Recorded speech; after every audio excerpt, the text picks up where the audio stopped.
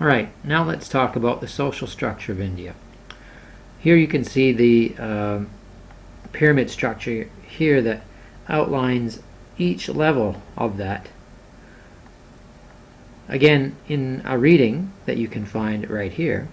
Well, let's go over that. Okay, the social structure of India. Every civilization has a social structure. In ancient India, people were born into their social position. It is called the caste system, and people were divided into 5 categories: Brahmins, Kshatriyas, Vaishyas, Sudras, and Pariahs, or untouchables. The caste system is still in place in modern India. People are born, marry, and die in their caste or their level. People have their own place in society, and most people accept the caste system.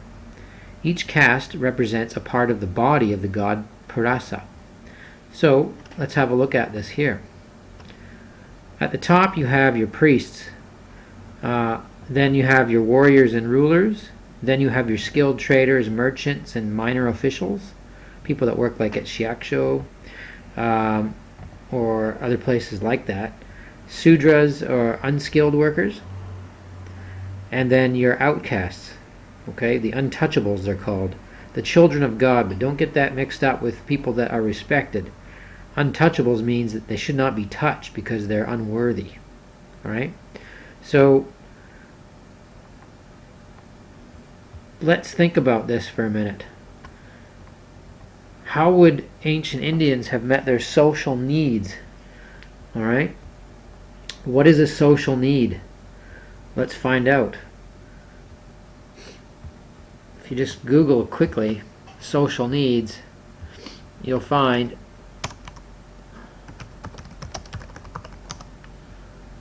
what are social needs.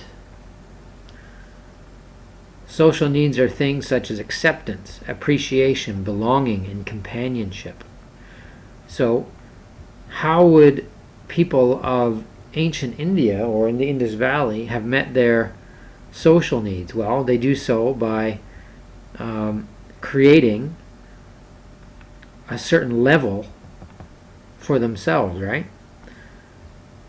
Acceptance, belonging. So by separating each other into levels, they feel like they belong somewhere.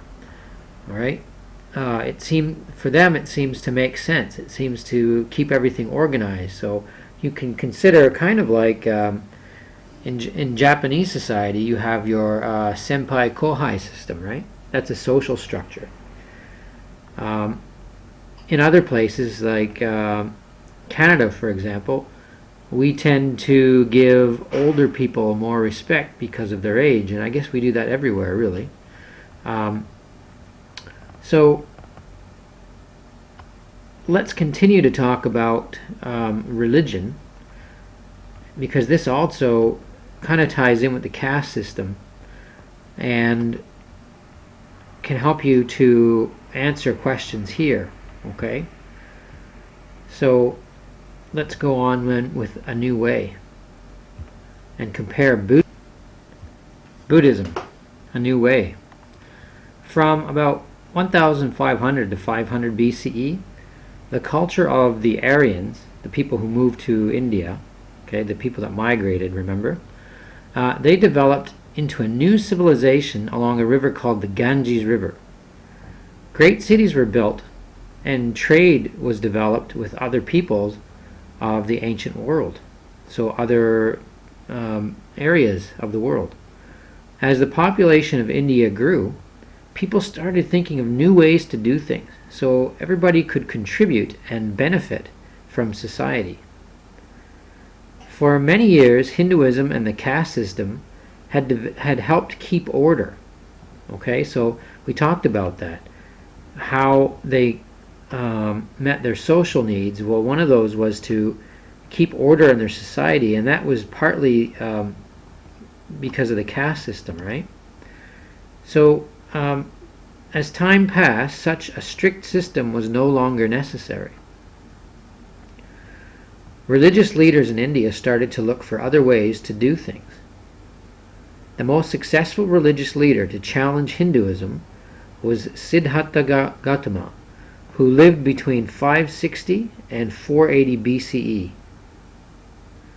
He became known as Buddha. The Enlightened One is another name for him. And he founded the belief system called Buddhism.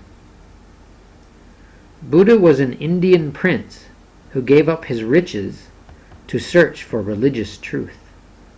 He believed people should be kind to one another and to animals. He taught that the caste system was unimportant and everybody was equal. So he thought that the use for that caste system that we talked about on my homepage here was unfair because he thought everybody was equal. All right? So he's proposing a new way of believing and organizing society.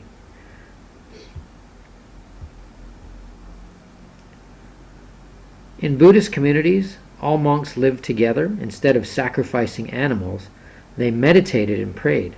So in Buddhism, they don't sacrifice animals. They meditate and they pray. Buddhism is no longer an important religion in India, believe it or not, but it affected the way people thought about individual rights and the way a country should be governed. So it got people thinking about this caste system. Is it fair?